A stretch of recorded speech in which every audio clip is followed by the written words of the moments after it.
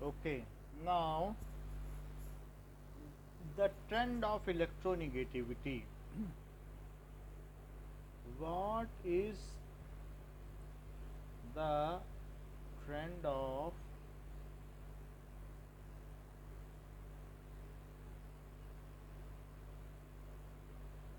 E along the period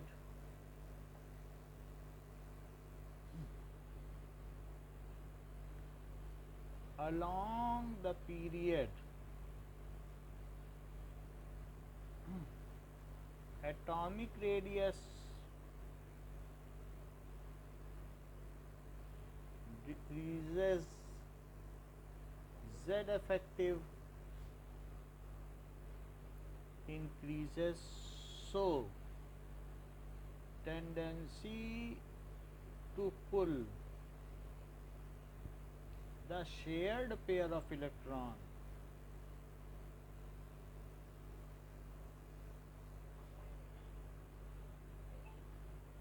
towards itself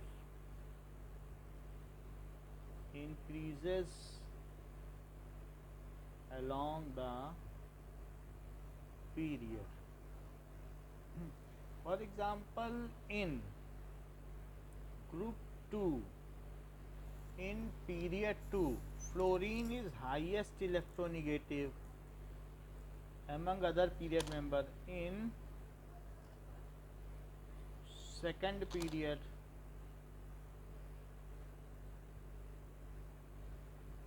fluorine is highest electronegative. जैसा कि हमने आपसे बताया कि अगर लीवे बकनॉफ लिखते हैं और 1 से शुरू करते हैं तो हम कैसे याद रखें? पॉलिंग स्केल बहुत आसान है. सो लीबे बकनॉफ 1 से शुरू करते हुए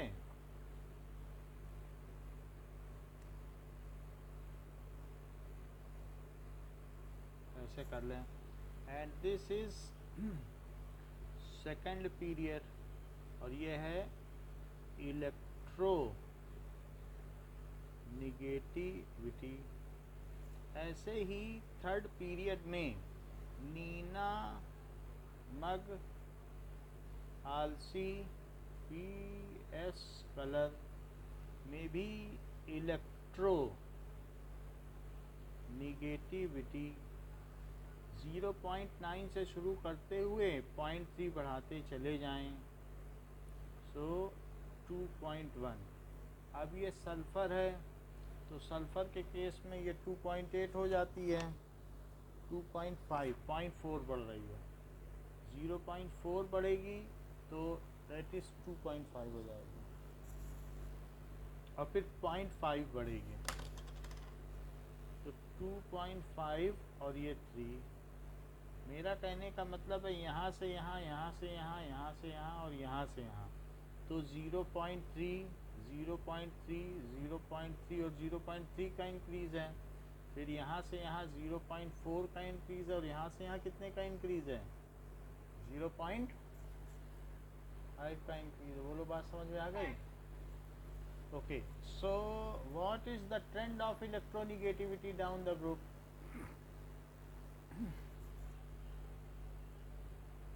What is the trend of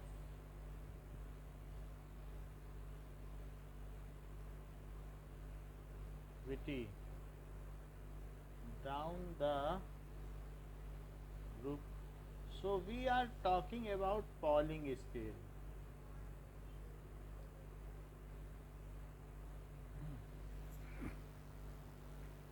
Now, so on moving down the group, atomic radius and screening effects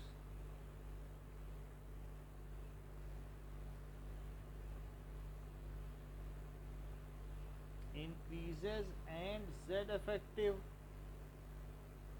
decreases. These all factors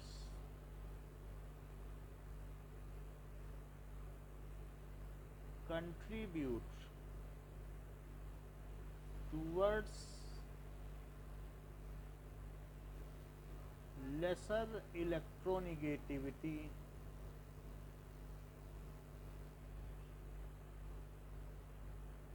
on moving down the group. On moving down the group, as atoms are less willing to pull the shared pair of electron towards itself. As atoms are less willing to pull the shared pair of electron towards itself down the group.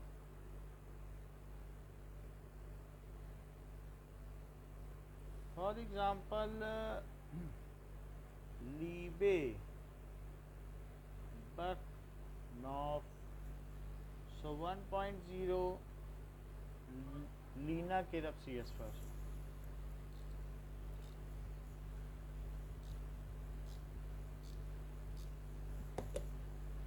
Lena Kirab CS first. So 0.9, 0.8, 0.8, 0.7, 0.7. तो इस तरीके से नीचे चलने पर जो उनकी विद्युत ऋणात्मकता है उसमें डिक्रीज देखने को मिलता है। नाउ अब ये देखें, ये तो हमारा इलेक्ट्रोनिगेटिविटी का ट्रेंड हो गया। बहुत सारे ट्रेंड हमने देख लिए कि इलेक्ट्रोनिगेटिविटी इधर बढ़ती है और इधर बढ़ती है, तो ये ट्रेंड है इलेक्ट्रोनिगेटिविटी का, यानी इधर बढ़ने का ट्रेंड है इलेक्ट्रोनिगेटिविटी।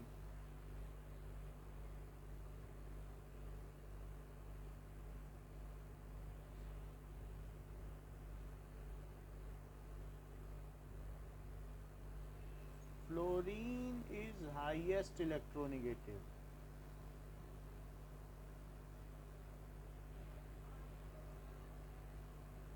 While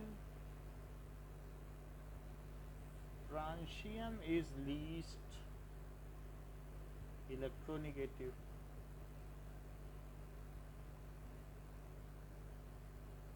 इस तरीके से। इसके अलावा भी हमने कुछ और ट्रेंड देखे कि जैसे अगर हम देख लें सबको कंबाइन करें तो इधर क्या क्या चीज़ बढ़ती है, तो इधर चलने पर नॉन मेटेलिक करेक्टर बढ़ेगा कि नहीं?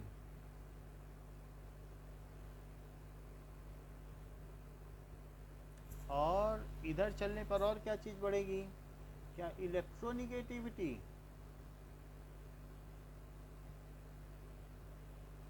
इधर चलने पर डेल्टा EGH यानी इलेक्ट्रॉन गेन एंथैल्पी की वैल्यू भी बढ़ेगी।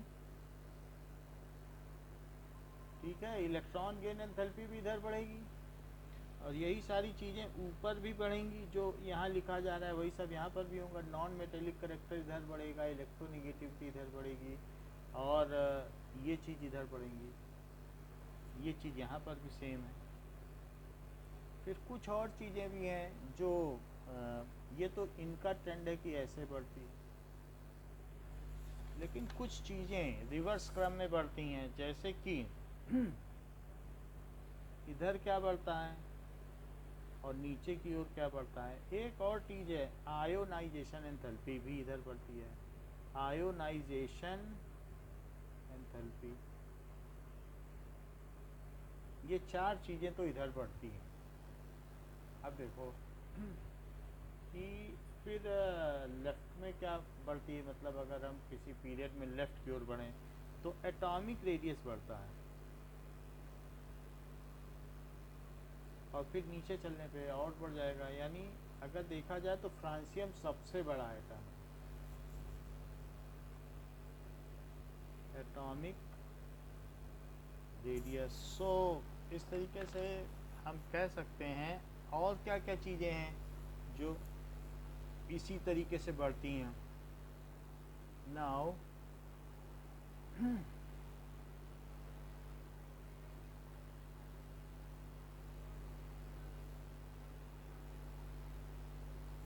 Atomic radius of elements.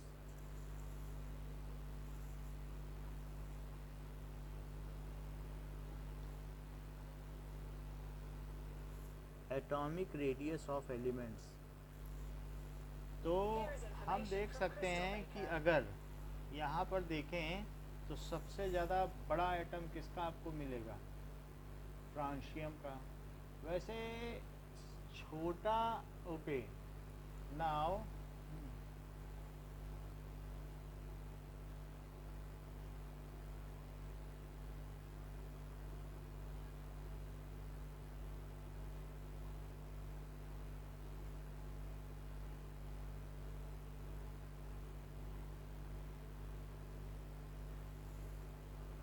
Okay, ये अभी ऑडिबल है आवाज़?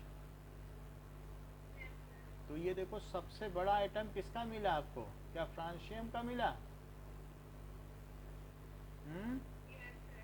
तो फ्रांशियम सबसे बड़ा है और बाकी आप पूरा देख लो। तो एटॉमिक रेडियस का ये ट्रेंड हो गया। यही सारे ट्रेंड हमने देखे। और मेटेलिक करेक्टर का भी ट्रेंड है। तो मेटेलिक करेक्टर किधर बढ़ता है? Metallic character. So francium has largest atomic radius and is most metallic। इसी तरीके से यहाँ देखा जाए तो fluorine is most non metallic. इतनी बात समझ में आ गई? नाउ क्वेश्चन पूछा जा रहा है metallic and non metallic character कि मेटेलिक करेक्टर और नॉन मेटेलिक करेक्टर के क्या ट्रेंड्स हैं। So metallic character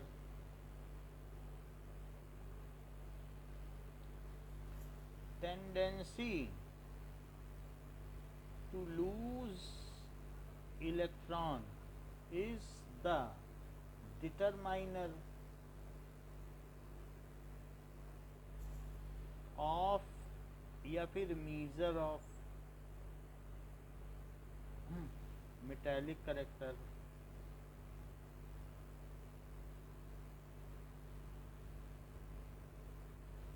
any element if more easily loses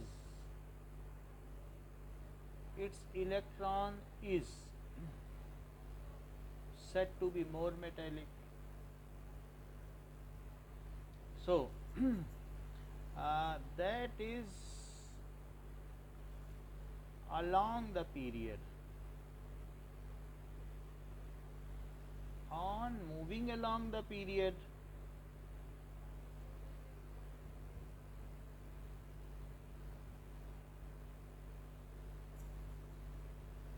from left to right। जब हम आगे बढ़ेंगे on moving along the period left to right, क्या होता चला जाता है कि left to right Z effective increases and atomic radius decreases।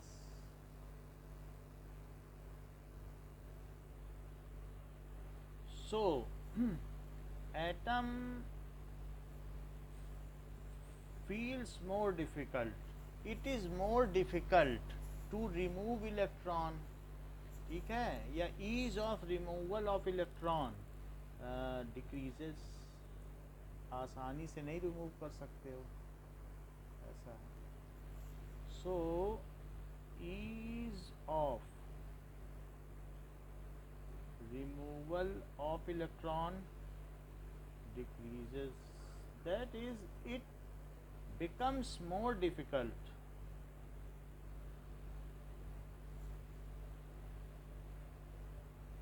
to remove electron.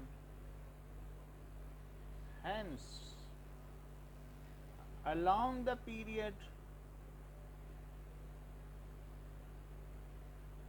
metallic character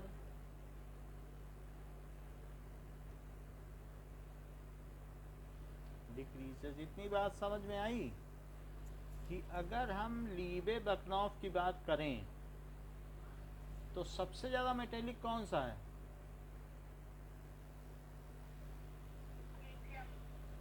हाँ, सो it is metallic character.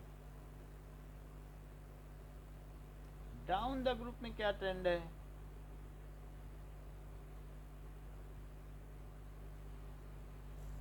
On moving down the group,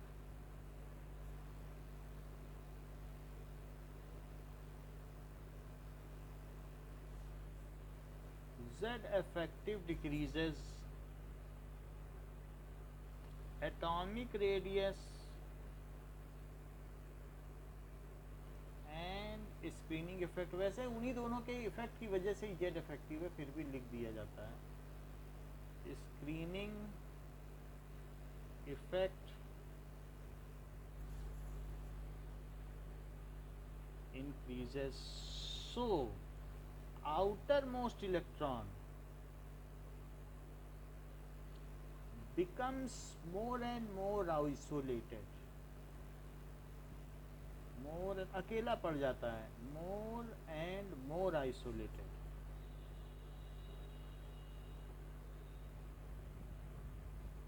and is easily liberated। ठीक है, या released by corresponding atoms down the group।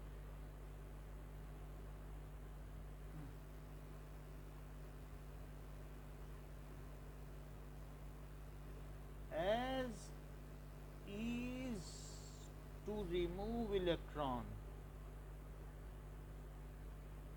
increases down the group,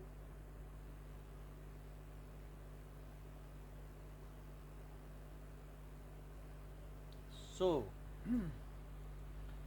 metallic character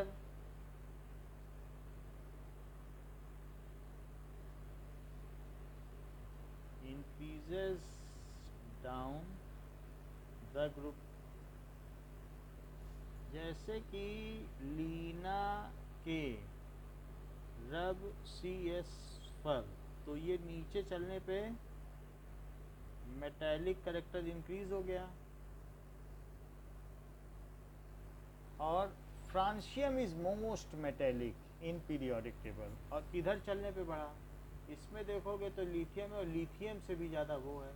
अगर ये पानी में जाए तो आग लग जाए, ऐसा हम लोगों ने देखा भी था कि कितना विग्रस है, फ्रांशियम कितनी तेज़ी से करता है, देखा था कि नहीं?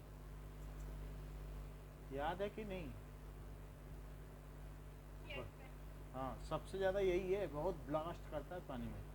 तो francium is most metallic, most metallic among. जहाँ पर ना याद हो बता दिया करो, अब फ़ोन है हमारे पास, तुरंत फिर से रिवाइज हो जाता है। Most metallic among all elements. कुछ भी पूछने में संकोच मत किया करो, ऐसी बात हो गई। और इसी वजह से जो हमारे लेफ्ट के एलिमेंट्स हैं वो मेटेलिक हैं, और राइट वाले कौन से हैं? नॉन मेटेलिक हैं।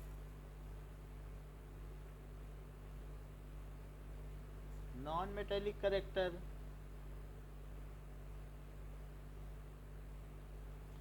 The tendency of an element या फिर atom to accept electron is determiner of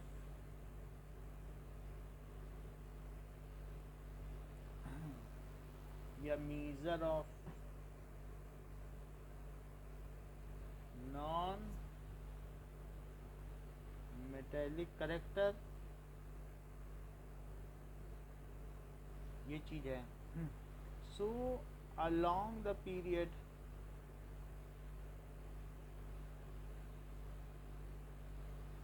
on moving along the period from left to right,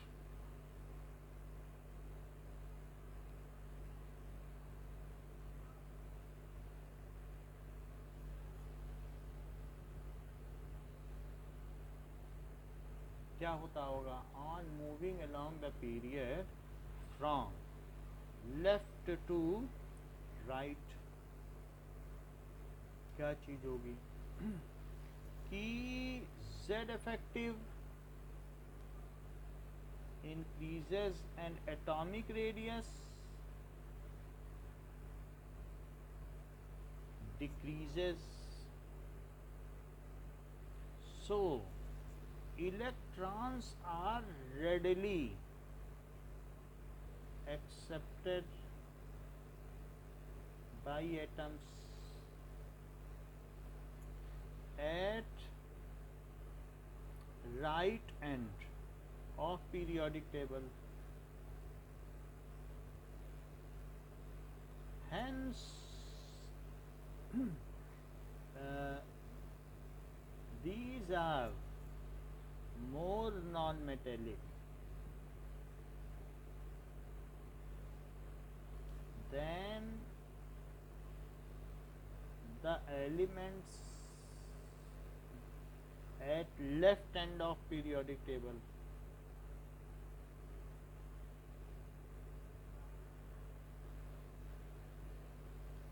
That is non-metallic character increases along the period.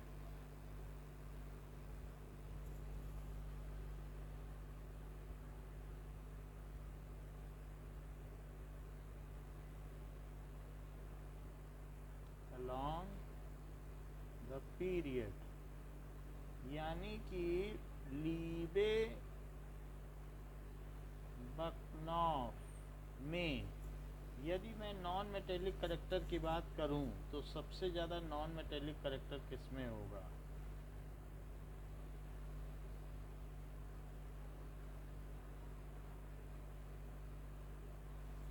Along the period down the group.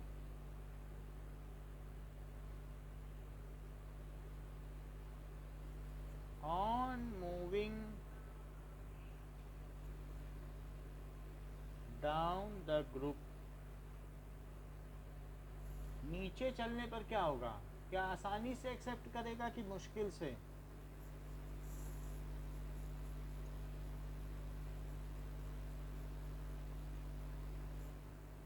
अमांशी, M I audible?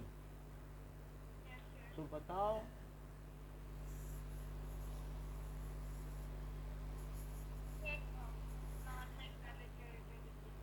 हाँ, on moving down the group, atomic radius and screening effect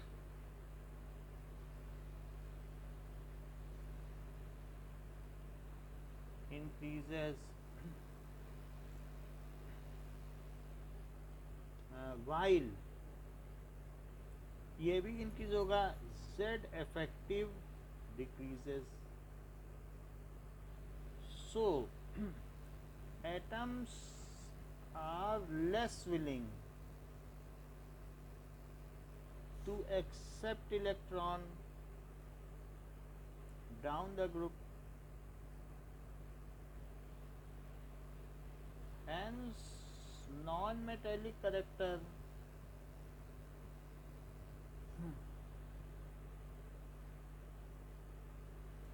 decreases down the group, or we can say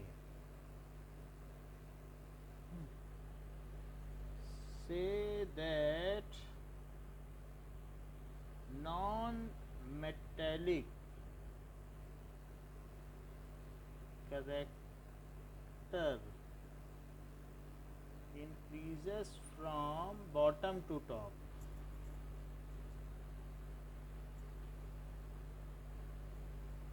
top, bottom से top बढ़ता है। यानी बात कर दी जाए लीबे बक नॉफ, तो उसमें ऊपर चलने पे क्या होगा, नॉन मेटेलिक करेक्टर बढ़ेगा कि नहीं? नॉन मेटेलिक करेक्टर, या ऐसे भी कहा जा सकता है कि न पी आस सब बी आई। अगर हम देखें तो ये दोनों नॉन मेटेलिक हैं, जबकि ये दोनों मेटलॉइड हैं, और ये कैसा है, मेटल। तो भी देखने से पता चलता है कि हर ग्रुप का नीचे का एलिमेंट मेटल ही हो जाता है, और ऊपर चलने पे नॉन मेटेलिक करेक्टर बढ़ा कि नहीं?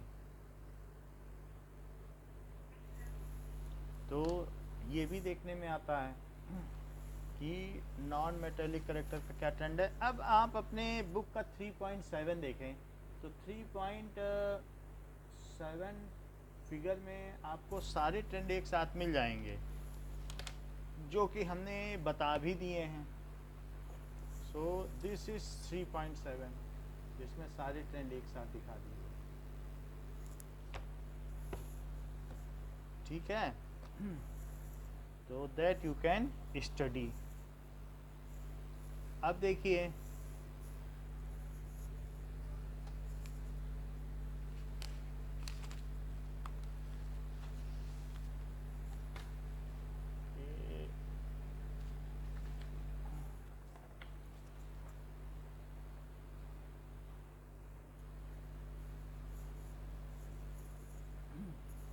ये सारी बातें तो हमने जो देख ली हैं, ये किसी भी चीज़ की फिजिकल प्रॉपर्टीज़ को दर्शाती हैं, but we will see the periodic trends in chemical properties. Periodic trends in chemical properties. Metallic character, non metallic character,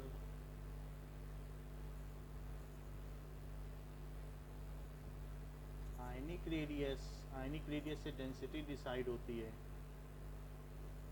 electronegativity, इससे पोलैरिटी डिसाइड होती है कि वाटर पोलर है कि नहीं। आयोनाइजेशन एंथैल्पी, इन सब से पता चलता है कि कोई चीज़, आयोनाइजेशन एंथैल्पी कि ये सारी चीज़ें हैं। तो इन सब चीज़ों से हमने देख लिया। And electron gain enthalpy, electron gain enthalpy are determiner, ये नियामक हैं, डिटरमाइनर्स ऑफ फिजिकल प्रॉपर्टीज।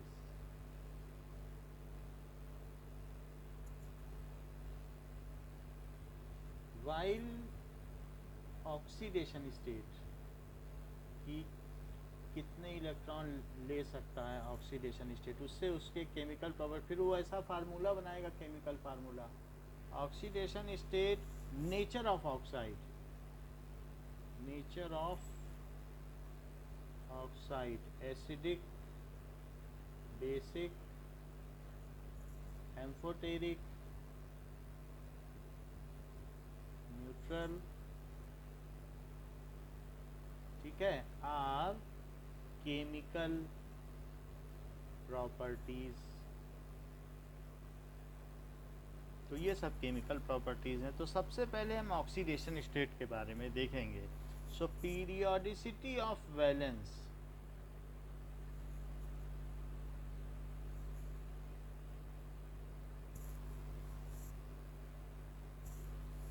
और oxidation oxidation state.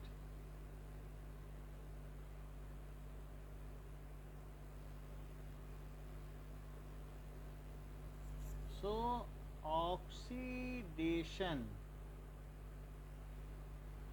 state of an element is the charge beared by it where partial transfer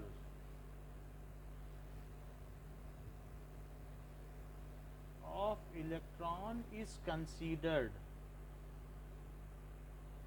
as complete transfer of electron.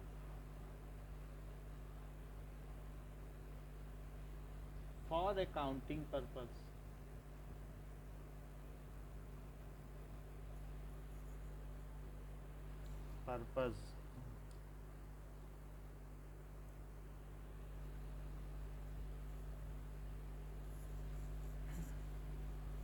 For example, if difference in electronegativity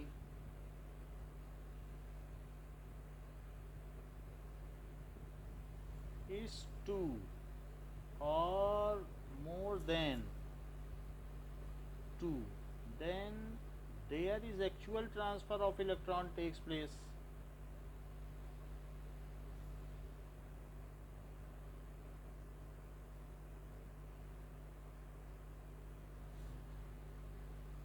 And such bonds are ionic. Such bonds are ionic. For example, Na and Cl. तो NaCl के case में इसका 0.9 है and ये 3.0 है इसकी electronegativity.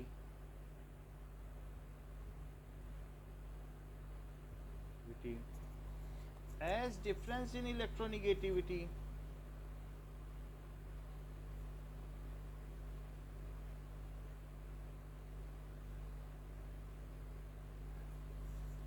is 2.1, so there will be actual transfer of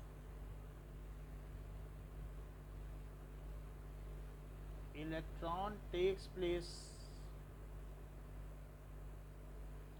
from sodium to chlorine and ionic या electrovalent bond will be formed. Ionic electrovalent bond is formed. अगर केमिकल बॉन्ड तो दो तरीके के होते हैं. कौन कौन तरीके के होते हैं? एक तो जो एक्चुअल ट्रांसफ़र से बने, जैसे Na+Cl, that is electrovalent bond, ऐसे KCl में होगा, या फिर ionic bond.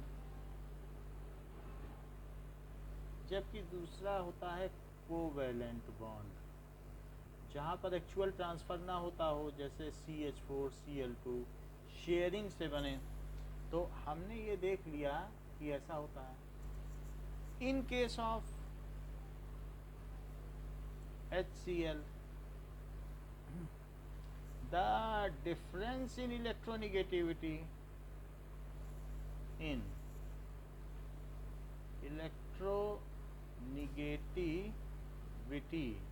is 0.9, so there is partial shift of electron takes place. ठीक है. फ्रॉम H2Cl, क्योंकि जो H है और ये Cl है, ये 2.1 की इलेक्ट्रोनिगेटिविटी है और ये 3.0 की इलेक्ट्रोनिगेटिविटी है. फिर भी सारे इलेक्ट्रॉन इसी के पास रहेंगे. ये शेयर्ड पेयर है, तो भले ही ये शेयरिंग कर रहे हों, लेकिन एक शिफ्टिंग सी हो गई है. तो इसकी वजह से इस पर माइनस चार्ज और इस पर plus charge. In this case, The partial shift is considered as a complete shift, and oxidation state of chlorine is considered as -1, and the oxidation state of hydrogen is considered as +1. So in this case, partial shift, in this case partial shift of electron is considered as a complete shift, and oxidation state या oxidation number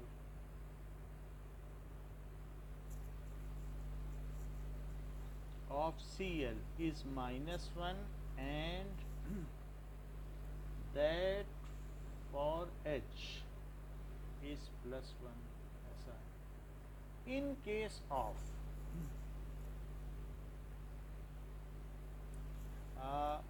जो भी है homonuclear molecule, homonuclear, चाहे वो die atomic हो, try atomic हो या poly atomic हो,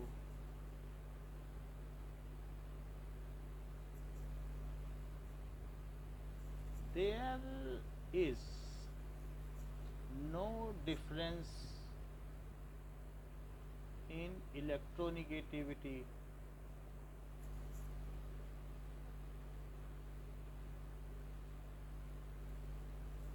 among combining atoms forming covalent bond,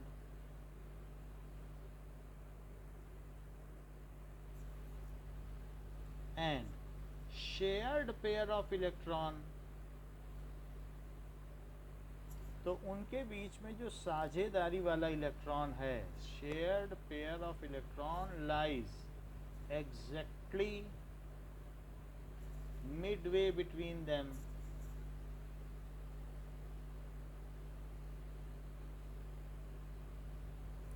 So the oxidation state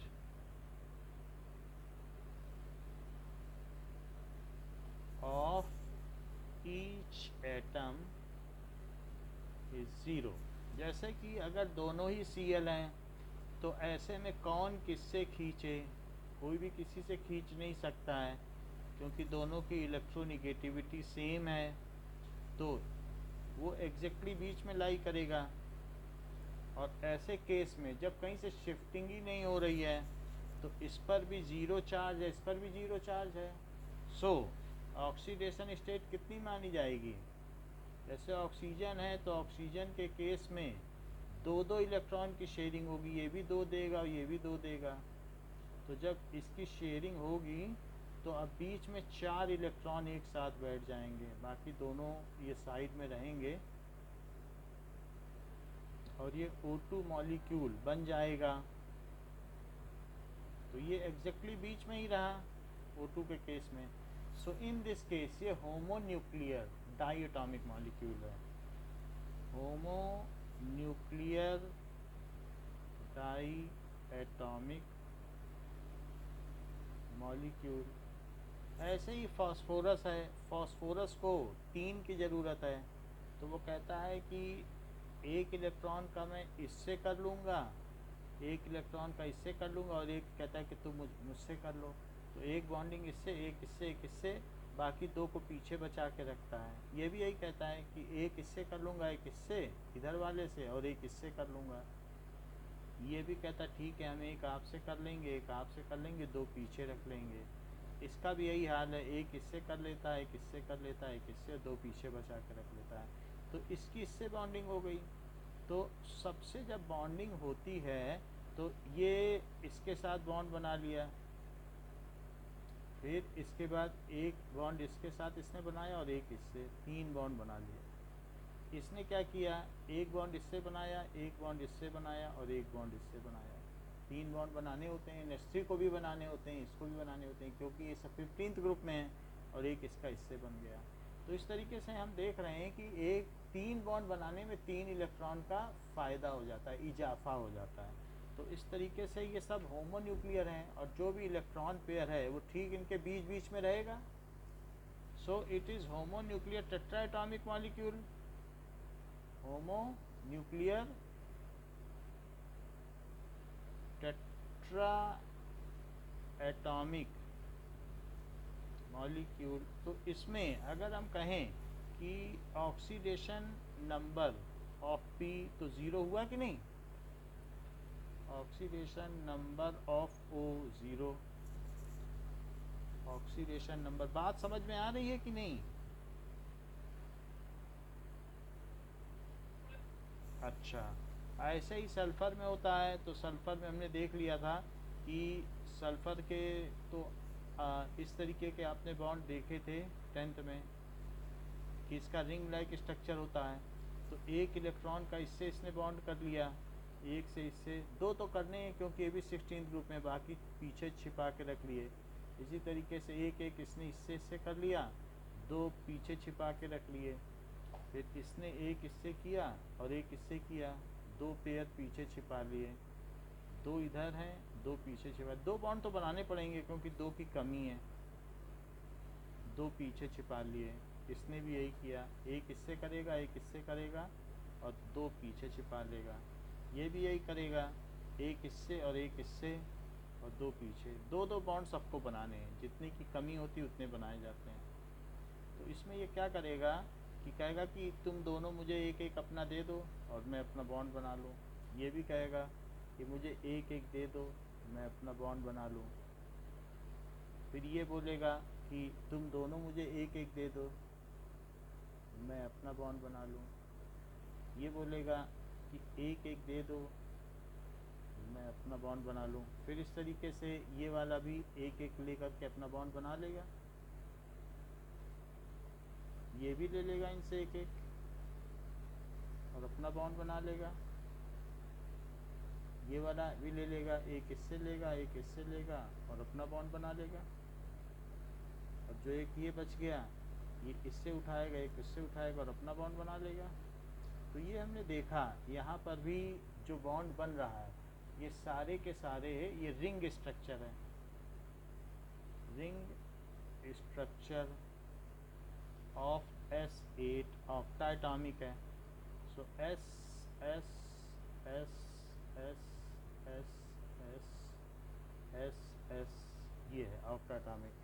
तो इसमें ऑक्सीडेशन नंबर क्या हो जाएगा, ज़ीरो हो जाएगा, ठीक है। अच्छा, अब जरा देखो कि देयर आर सम प्रीसेट, बोलो, there are some preset rule for calculation of oxidation number. There are सम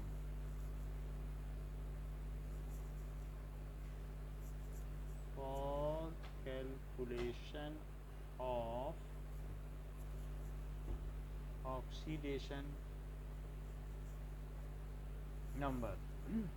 पहला, all alkali metals जो भी हैं, तो alkali metals जो भी हैं जिसमें कि group 1 active metals have oxidation state +1 in combined state।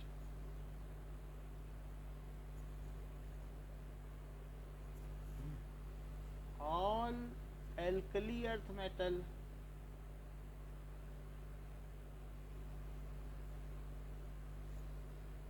group 2 have oxidation number as +2।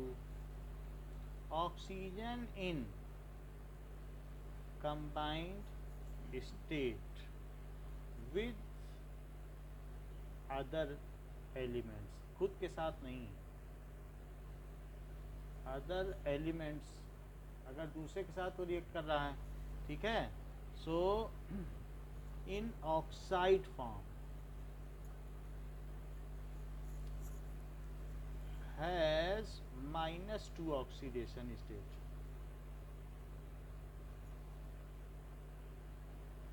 and in peroxide form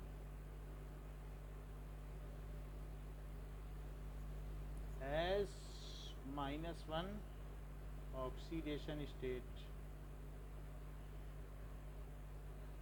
in superoxide form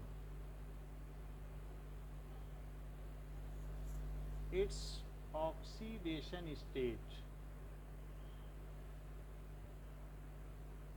is in fraction। जैसे कि अगर हम बात करें कि किसी के साथ कंबाइन कर लें, तो अगर MgO ये ऑक्साइड फॉर्म है, मैग्नीशियम ऑक्साइड, तो इसकी स्टेट -2 रहेगी, ठीक है।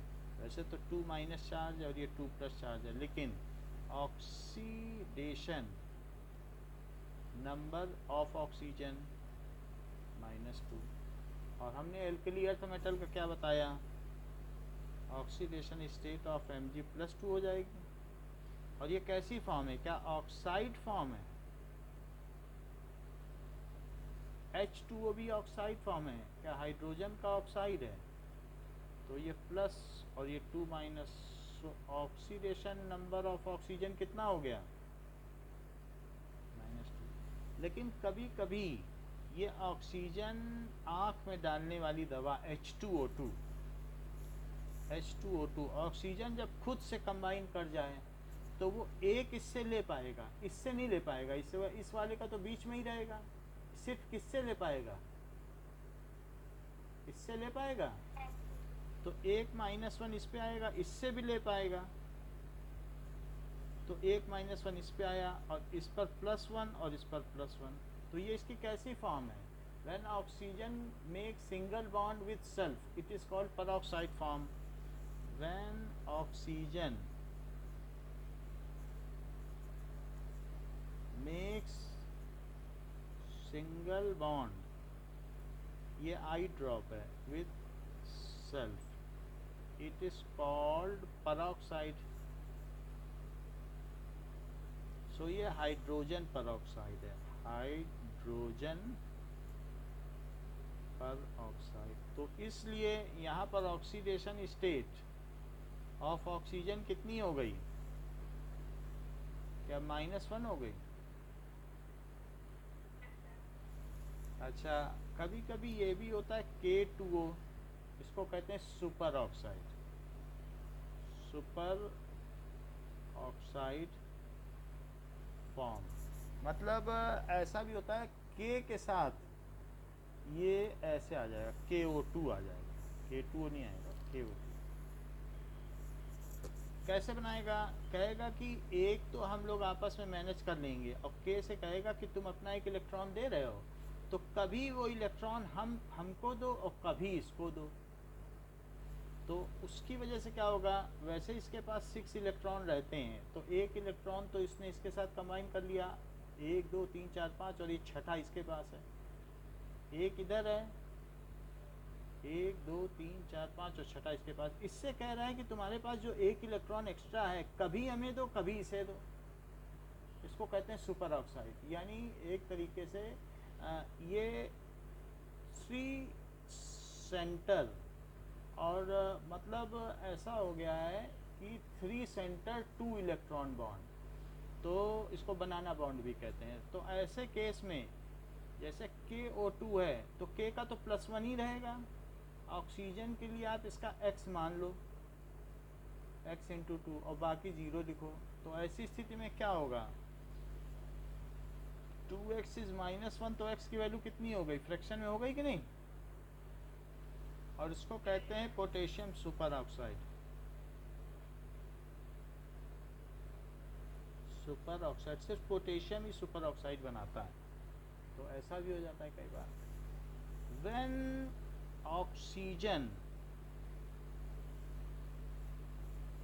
combines with क्योंकि इससे भी ज़्यादा इसका भी एक बाप है, वो है फ्लोरीन। उसकी 4 की होती है कि नहीं, godfather. With fluorine then it shows its positive oxidation state। जैसे अगर OF2 बन गया ऑक्सीजन डाइफ्लोराइड तो क्या होगा,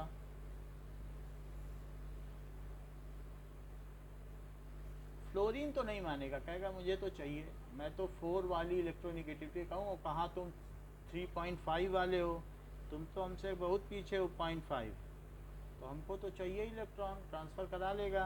तो फ्लोरीन पर तो -1 होगी, इसमें कोई दो राय नहीं है। Fluorine in all combined state with heteronuclear atom, खुद से करेगा तब तो उसकी 0 होगी, लेकिन अगर मान लीजिए दूसरे से करेगा तो कहेगा मैं तो -1 लेके रहूँगा, और आप आए हो अब तो देना पड़ेगा आपको।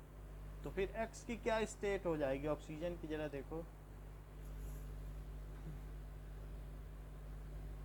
टोटल तो न्यूट्रल रहेगा, तो +2 हो गई कि नहीं, बोलो। सो अगर ऑक्सीजन के साथ it shows it's positive state, ऐसा होता है।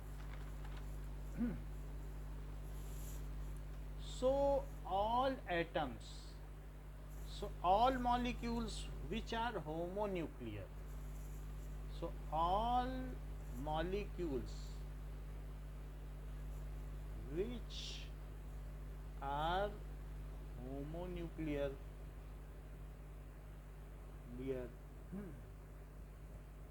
or all monoatomic noble gases, monoatomic noble gases and all metals in their native state have their oxidation state 0। जैसे मान लो मैं कह दूं कि सोडियम है, सोडियम मेटल, तो उसकी क्या ऑक्सीडेशन स्टेट होगी, क्या कोई इससे कुछ लेने आ रहा है क्या, बोलो बताएं, ये बात समझ में आई कि नहीं। अब देखो, अच्छा मान लो सी, ऐसे हीलियम की देखो, तो वो तो किसी को न देगा न किसी से लेगा। और Cl2 का बताओ जरा,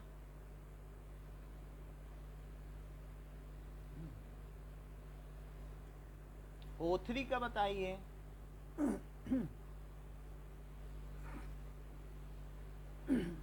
है 0।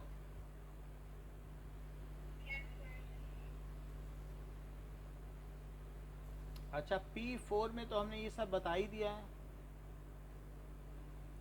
ये बात हो गई। तो मेटल हो, diatomic molecule, triatomic molecule, octa atomic molecule, tetra atomic molecule. Fluorine in combined state with heteronuclear molecule to form, so fluorine in combined state with heteronuclear molecule,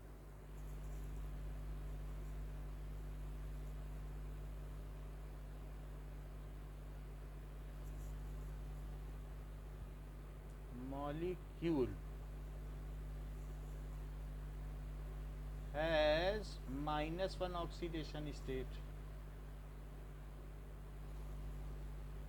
hydrogen with metal shows -1 oxidation state, क्योंकि metal के case में अगर मान लो hydrogen है तो hydrogen जीत जाएगा, इसकी तो 2.1, इसकी तो 0.9 है, क्या ले नहीं लेगा।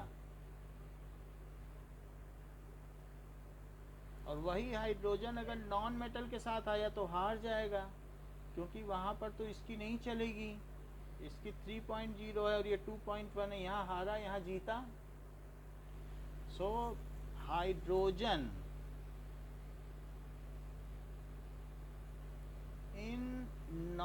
in metal hydrides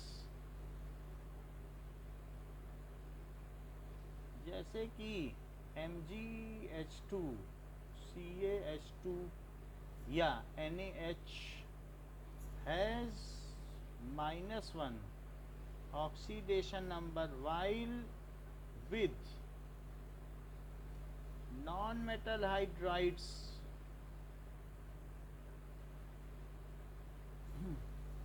have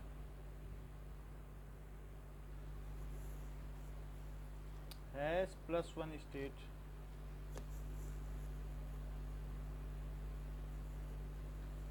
Sum of oxidation state of all atoms in a molecule,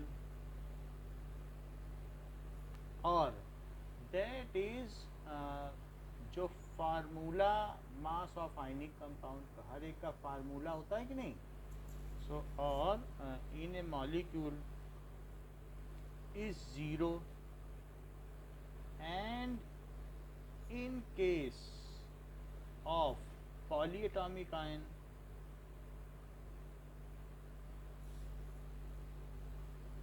is equal to charge beared by it. जैसे मान लो MnO4 माइनस KMnO4 होता है पोटेशियम परमैग्नेट, लेकिन मैं MnO4 माइनस लिख रहा हूँ. इसकी अगर आप x ले लें और ऑक्सीजन की -2 × 4 ले लें तो इन सब का सम किसके इक्वल होगा? -1. सो x -8 इज इक्वल टू -1. तो x क्या हो गया? क्या -1 + 8? तो x क्या हो गया? क्या +7? बताइए. या फिर NH4 प्लस है. N की तो मुझे मालूम है क्योंकि ये 3 है और इसके साथ हार जाएगा तो -1. सॉरी, हम इलेक्ट्रोनिगेटिविटी लिख रहे हैं, तो इलेक्ट्रोनिगेटिविटी इसकी 3 है तो इसकी 2.1 है कि नहीं. तो अब कैसे लिखें? -3 plus 1 × 4 it is equal to +1. तो क्या ये आ जाएगा वही चीज़? +4. देखो आ ही रहा है, क्योंकि अगर किसी का नहीं भी पता हो तो हम निकाल भी सकते हैं. मान लो इसका x मान लेना. नाइट्रोजन की तो बदलती हुई भी रहती है. आया कि नहीं +1? जिसे ना पता हो कि अमोनियम आयन की क्या होती है, मान लो ना पता हो आपको, तब आप क्या करोगी? x + 1 नॉन मेटल के साथ तो ये +1 ही रहता है. तो बताओ x क्या आ जाएगा? क्या 1 - 4 जो कि -3 है. सो ऑक्सीडेशन स्टेट ऑफ नाइट्रोजन क्या पाई जाएगी? बताओ. -3 होगी. ठीक है. सो oxidation state of transition metal is variable. Transition metal की वेरी करती है. Oxidation state of transition metal is variable. उनकी परिवर्ती संयोजकता होती है. जैसे Fe2O3, FeO, Fe3O4, तो इसको x लेना पड़ता है हमेशा, और 2x हो जाएगा क्योंकि 2 हैं. और ये -2 × 3 इज इक्वल टू 0, और x + -2 इज इक्वल टू 0, और 3x + -2 × 4 इज इक्वल टू 0. तो बताइए 2x इज इक्वल टू क्या 6 हो जाएगा, और x इज इक्वल टू +3 हो जाएगा, और क्या x इज इक्वल टू +2 हो जाएगा, और 3x इज इक्वल टू +8, और x इज इक्वल टू 8/3 हो जाएगा प्लस के साथ. बोलिए.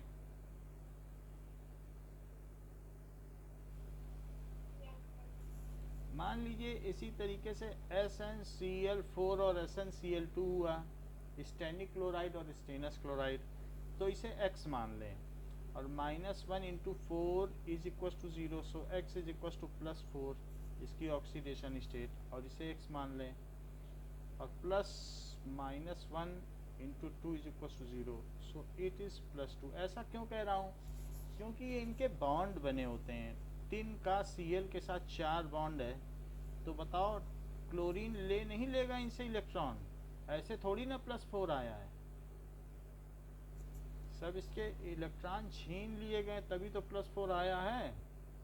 और मान लीजिए 2 ही क्लोरीन हो तो 2 ही लेंगे इससे, तो +2 नहीं आ जाएगा? बताइए। Where partial shift is considered as a complete shift, ये बात समझ में आई कि नहीं?